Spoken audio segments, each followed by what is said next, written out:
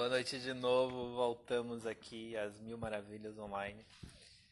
Boa noite, Gustavo, Natan. Estão me vendo bem, me ouvindo bem agora? Todo mundo aí? Teve uma queda de energia aqui, não sei porquê, mas parece que agora tá tudo certo. Se cair de novo, aí a gente volta só amanhã. Estão me vendo bem? Tá me vendo bem, Carol? Ouvindo também?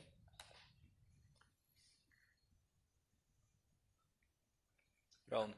Eu espero que a energia não caia de novo e é isso. Se cair, a gente faz amanhã sem problema. Essas coisas acontecem e a gente não vai reclamar por isso. Como lidar com cada temperamento na sala? Por exemplo, esse melancólico gosta de regras, o sanguíneo de liberdade.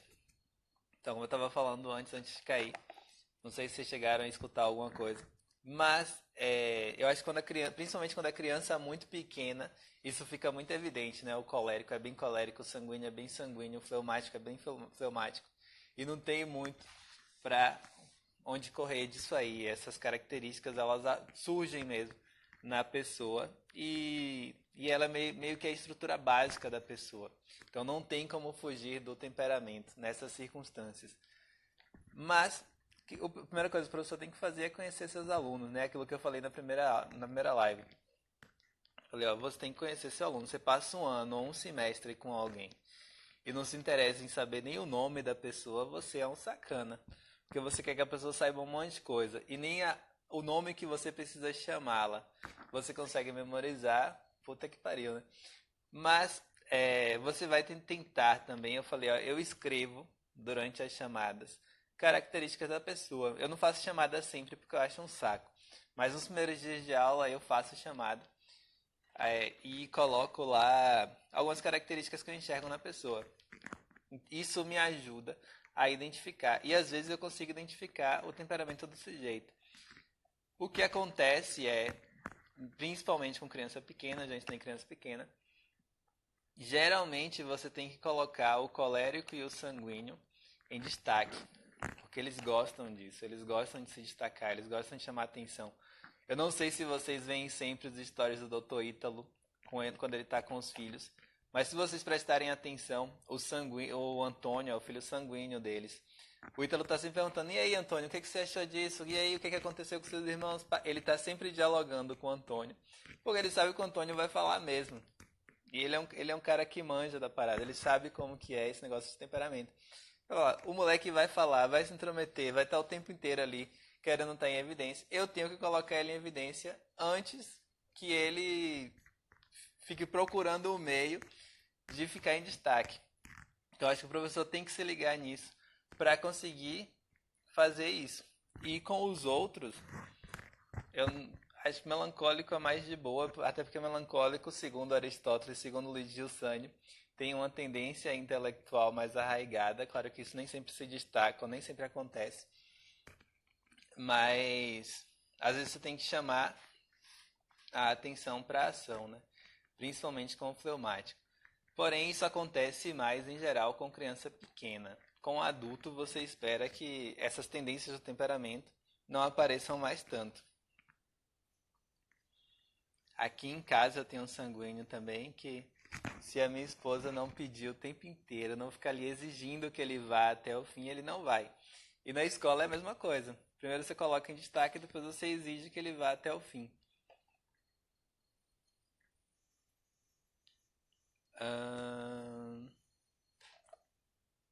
É possível conciliar e será que não gera ciúme nos alunos? Olha, vou voltar aqui. Alguém perguntou, será que não gera ciúme nos alunos? Pode gerar, né? São seres humanos. Mas se você, primeiro, conhecer bem os seus alunos, conhecer principalmente aqueles que mais chamam a atenção, que são aqueles que provavelmente vão te dar mais trabalho, que vão te pedir mais ação, você vai saber quem convocar. É isso, você sabe que se você convocar esse aluno para te ajudar em determinada coisa, o restante vai ficar de boa. Você sabe que se você convocar um outro aluno para, sei lá, auxiliar um colega a fazer uma tarefa, o restante também vai ficar de boa, porque você está convocando a pessoa certa. Você não está convocando qualquer um. Alguém que você percebe que os colegas já gostam de seguir, que já dá alguma orientação para os colegas, ou que tem tanta energia que ele não consegue ficar parado, aí você vai ter que colocar para fazer alguma coisa. Eu tinha um moleque numa instituição que eu dava aula, que ele era muito, muito, muito colérico. E se destacava muito em tudo. E aí a primeira coisa que eu elenquei ele, né? Ele tinha uns 6 anos de idade. Falei, ó, esse moleque aqui é o líder das nossas aulas. Então, isso aí já diminui a possibilidade da outra criança ficar com ciúme. Falou, ó, ele vai ser o líder, ele vai orientar a gente. Porque a gente precisa de alguém que ajude a gente a se organizar nisso aqui. E aí, pô, o colérico ficou se achando gostosão, maioral. E o colérico gosta de seguir uma hierarquia de autoridade também. E aí deu tudo certo. Quase sempre dava certo. Ao invés de ele ficar brigando, como ele geralmente fazia, ele passou a me ajudar. Mas é isso. Se você souber quem convocar e como convocar, mesmo que as outras crianças fiquem com ciúme, depois ela percebe que aquilo tem um sentido. É isso. Depois que ela percebe que aquilo tem um valor em si mesmo. Tem algum teste geral para ajudar o temperamento dos alunos? Não, é você e o seu conhecimento do negócio, né? Você tem que conhecer, saber as diferenças dos 4 temperamentos. Mas isso não é o essencial. O essencial é que você perceba como que a criança é em si, de verdade. Porque nem sempre ela expressa tudo que o temperamento carrega. É possível conciliar a faculdade pública com a vida de estudos para a formação imaginária? É possível conciliar a faculdade pública com quase tudo. Eu estava falando com um aluno meu hoje, porque ele está preocupado, né? Porque na nota do SISU, ele vai fazer uma faculdade integral. E ele precisa de dinheiro para sobreviver na outra cidade que ele vai morar para fazer essa faculdade. E aí eu falei, ó, eu tinha um colega na minha faculdade que ele não tinha nada, nada, nada, nada. Ele chegou a acampar na universidade porque ele não tinha onde morar, logo nos primeiros dias. Mas ele foi mesmo assim. Claro que é um risco, mas ele foi mesmo assim. E ele conseguiu se formar, trabalhar, dar aula. Ele conseguiu fazer aquilo que ele precisava fazer. Então, se você sabe que você precisa estudar, principalmente se você vai ser professor. Um professor nunca pode parar de estudar. Ele vai ter que estudar para sempre. Então, se você vai ter que estudar, é claro que a faculdade atrapalha um pouquinho, porque ela te toma um pouco de tempo que você poderia usar para outra coisa, e ela não vai estar te ensinando, provavelmente. Então, o tempo que você poderia estar estudando, você vai ter que estar lá na universidade, tirando xerox, lendo besteira, ouvindo professor chato. Mas mesmo esse tempo você consegue usar para estudar. Eu sempre levava um livro naquelas aulas de 3 horas que às vezes você tem na universidade. E num intervalo, num minutinho, eu ia lá e lia um pouco. Você tem que se virar com o tempo que você tem.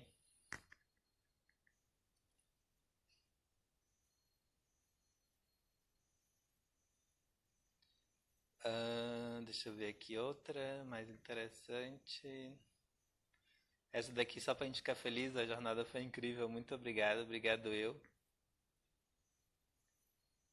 Foi mesmo incrível, obrigado a vocês aí que participaram, porque não foi incrível só por causa de tudo que nós produzimos, mas por causa de vocês também.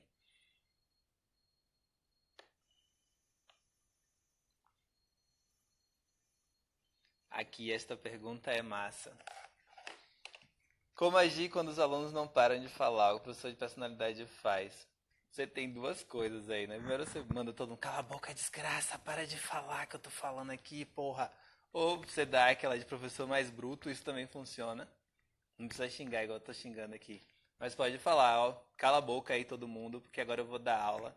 E foda-se, parem de me atrapalhar, prestem atenção, senão eu vou ferrar com todo mundo. Isso também funciona. Mas eu acho que isso só funciona quando já faz parte da natureza do professor. Quando o professor já é meio assim, meio bruto mesmo, meio carrasco, meio carrancudão. Quando o professor não é assim, não adianta, eu acho que não vai funcionar. Porque inevitavelmente ele vai transparecer que aquilo não faz parte da natureza dele.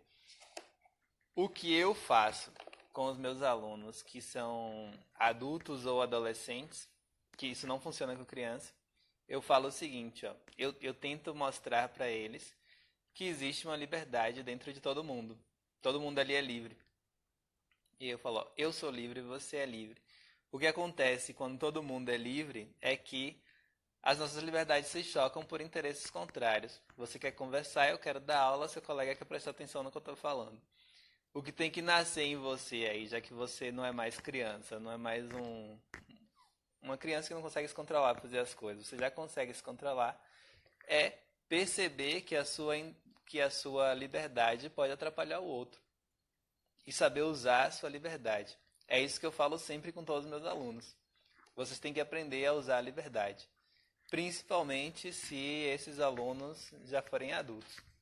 Agora, se você estiver com criança e a criança não para de falar, aí você vai ter que usar daquela primeira autoridade mesmo. Acho que não tem muito jeito.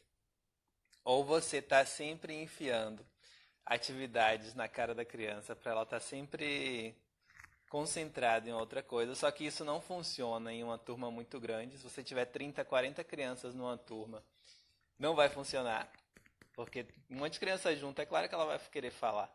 Aí a galera fala assim, seus filhos não vão para a escola, como é que eles socializam? Porra, na escola ninguém deixa ninguém socializar não, parceiro. Todo mundo tá ali falando, cala a boca, moleque, você não pode conversar com ninguém que eu quero dar aula e tal. Não existe esse negócio de socialização na escola. A escola é feita para restringir a sua socialização. Só que como naturalmente a gente quer a presença do outro, a gente se sente livre na presença do outro, a gente vai atrás de conversar com ele mesmo. Isso é inevitável. Por isso todo mundo gosta de conversar na escola. Então, com crianças pequenas, você tem que ser criativo, primeiro, para elas estarem sempre ocupadas. E segundo, você tem que saber que vai haver momentos em que elas se interessam por isso mesmo, elas se interessam pelo outro. Então você tem que apenas articular esse interesse, articular essa jogada aí, dentro das coisas que você propõe. Para que não vire aquela bagunça, né? Tudo é aquilo que eu falei ontem, tudo é orientado pelo método do professor, tudo é orientado pela presença do professor. Se você sempre propõe algo, você sempre traz algo que desperta interesse e que coloca eles em interação, mas dentro de uma ordem que você especifica, isso fica mais fácil de organizar. Não sei se rolou alguma pergunta aqui. Eu paro de falar e olho com olhar matador, isso também funciona.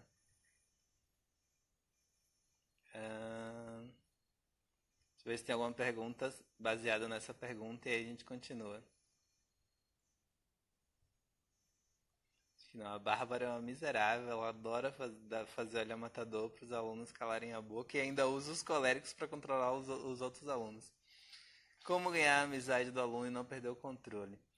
Eu não acho que tem que ser duas coisas. A rotina é importante, e não é. Eu não sou aquele cara que fixa tudo dentro de um padrão da rotina. Porque eu acho que tem que ter sempre uma expectativa de novidade. Principalmente na escola. Tem que ter sempre expectativa de novidade. Porque senão fica um negócio chato, rígido, sem graça. Perde o valor. Claro que as coisas já são determinadas, né? Já tem uma rotina dentro da escola, já tem uma rotina dentro da casa, provavelmente também. Mas a gente tem que trazer uma expectativa de novidade. Sempre, sempre que possível. Eu vejo isso com os meus alunos, né? Eles sentem a minha aula como expectativa de novidade, sem querer me gabar aqui. Mas eles falam, porra, eu vim aqui hoje só porque ia ter aula sua. Então, isso é uma expectativa de novidade. Você tem que tentar manter dentro dessa rotina, dentro desse padrão que já existe na escola, essa expectativa de novidade, sempre, sempre, sempre, sempre. Sem necessariamente querer ser amigo do aluno. Eu não acho que você precisa ser amigo do seu aluno. Você precisa ter interesse pela pessoa que ele é e despertar interesse na pessoa que você é. Se surgir uma amizade daí, beleza. Se não surgir, isso não vai atrapalhar sua função como professor. O que você não pode perder é a autoridade.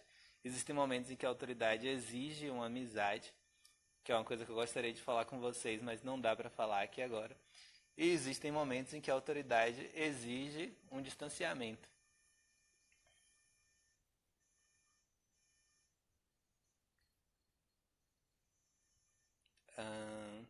Pegar só mais duas perguntas aqui.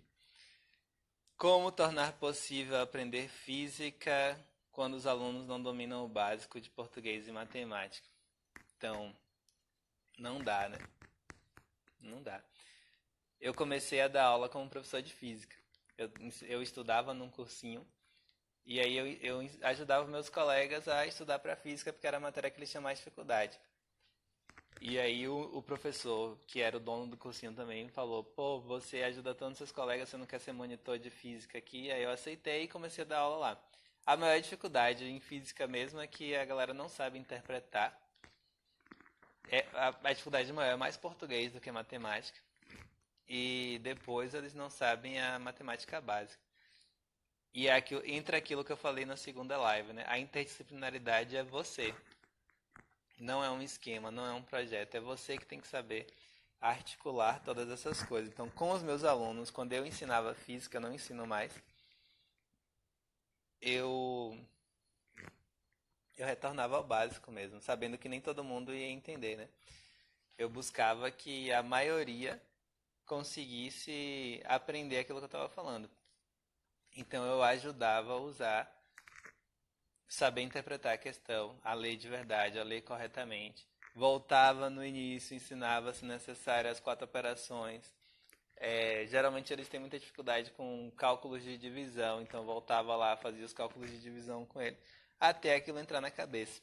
E eu elencava aquelas pessoas que já sabiam o básico para ajudar aqueles que não sabiam. Então não tem muito para onde correr. Você não vai conseguir chegar em, sei lá, termodinâmica passando por movimento retilíneo uniforme ou qualquer coisa do tipo, é, sem ensinar o moleque a fazer uma conta básica, porque senão ele vai chegar lá e não vai saber fazer. Ele vai pegar a fórmula, mas não vai saber como utilizá-la.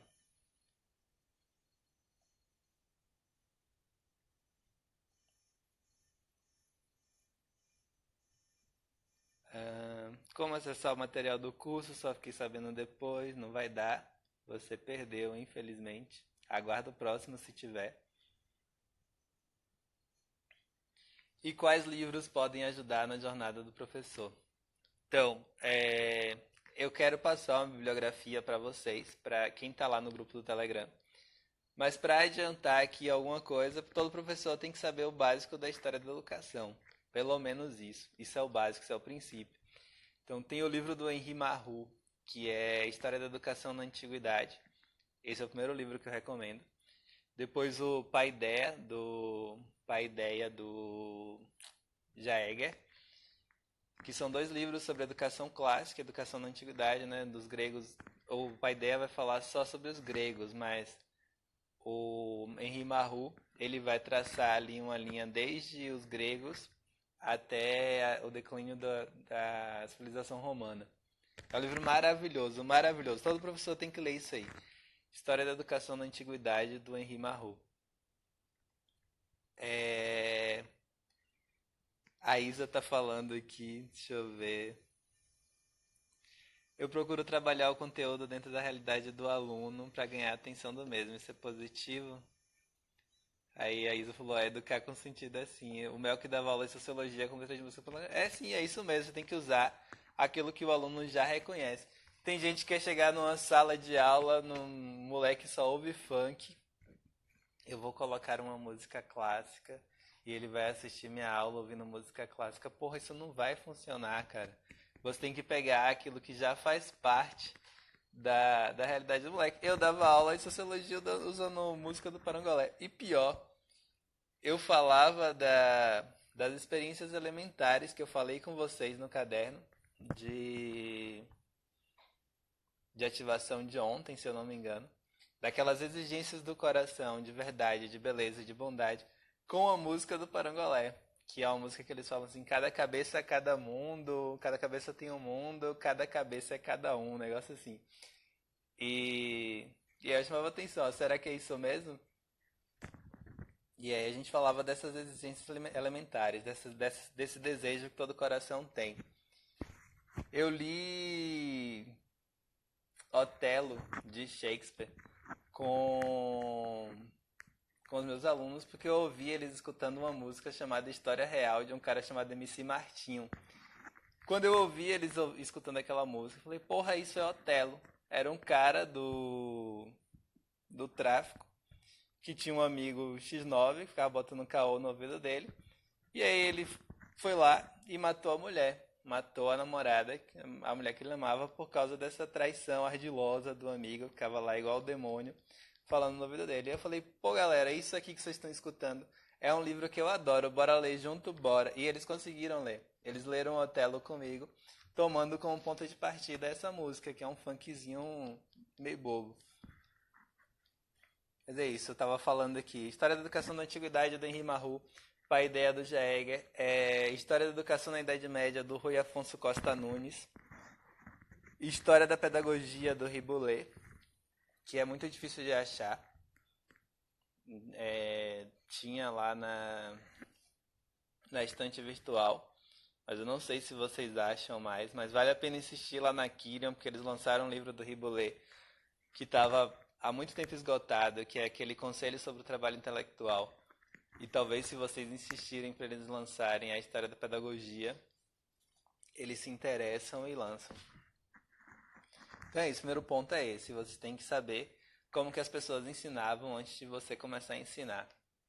Porque a galera não tem mais interesse em querer saber isso, né? Eu vou estudar os métodos modernos para educar as pessoas. Porra, se você vai chegar, cair de paraquedas na parada sem saber como as pessoas faziam isso antes.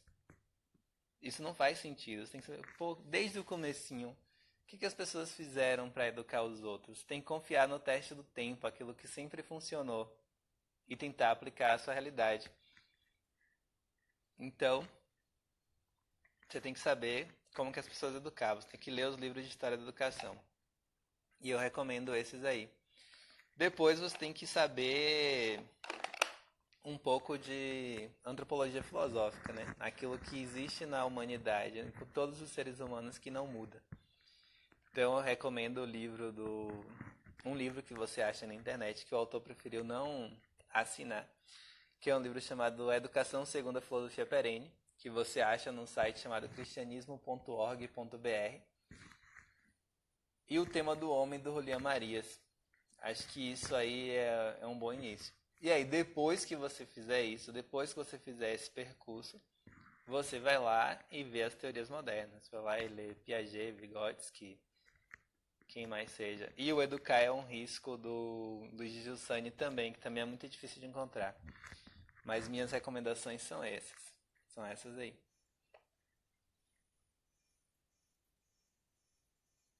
Vou pegar uma última aqui, viu? Que tristeza por não ter participado, chora não.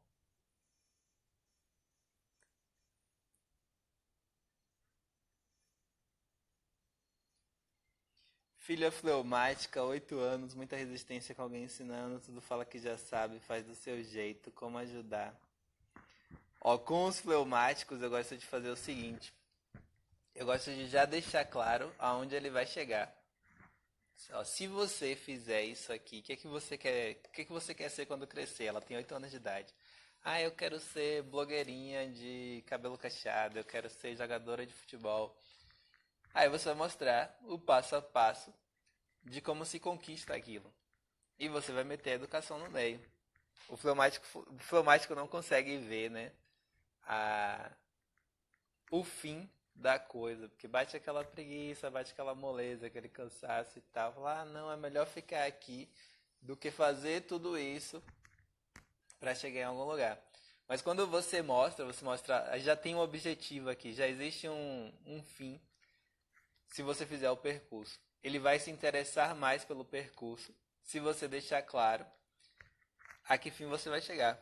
Onde que você quer chegar falando com ele do que quer que você esteja ensinando. E aqui tem uma pegada de orgulho também, né, nessa criança, porque é óbvio que ela não sabe. E aí você tem que deixar claro pra ela também. Porra, é claro que você não sabe. Tipo, cala a boca, burro. Você não vai falar assim, mas mais ou menos assim. Fica na sua aí porque você não sabe. Eu sei, eu sou adulto. Tô aqui há 30, 40 anos. Você tá 8 anos no mundo. E você acha que sabe? Pera aí.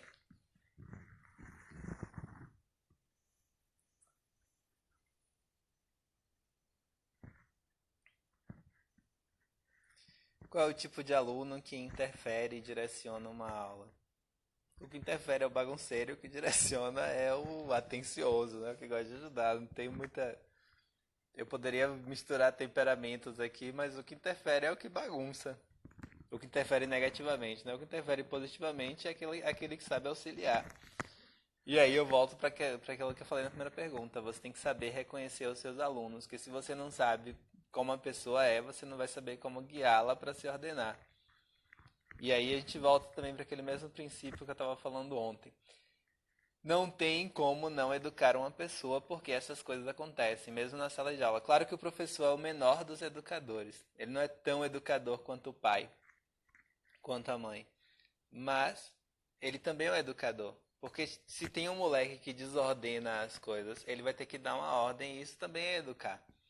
Não tem pra onde correr disso. No meio daquele papel de instruir em relação à matéria, ele vai ter que educar também. Então, é isso. Fiquem com Deus e rezem sempre.